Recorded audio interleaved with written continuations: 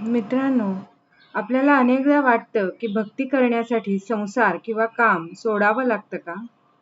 याच प्रश्नाचं उत्तर भगवद्गीतेच्या 5व्या अध्यायातील पहिल्याच 2 श्लोकात मिळतं. अर्जुनाला देखील आपल्या सगळ्यांसारखाच प्रश्न पडलेला असतो की कर्म सोडावे की करावे.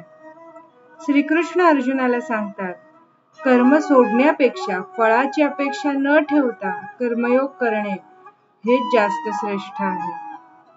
पळपुटेपणा म्हणजे अध्यात्म नव्हे, तर आपली कर्तव्ये योग्य भावनेने पार पाडणे हाच खरा मार्ग आहे.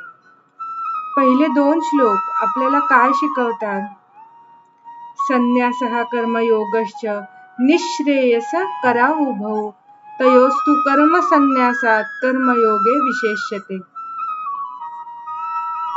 कर्मयोग का कर्मसन्यास योग अधिक चांगले काय? तर भगवंत म्हणतात, कर्मसन्यासापेक्षा कर्मयोग हाच श्रेष्ठ आहे. यामध्ये पळपुटेपणा नाही, जबाबदारीतून पळ काढणे नाही, तर फळाचा त्याग करणं महत्त्वाचं आहे.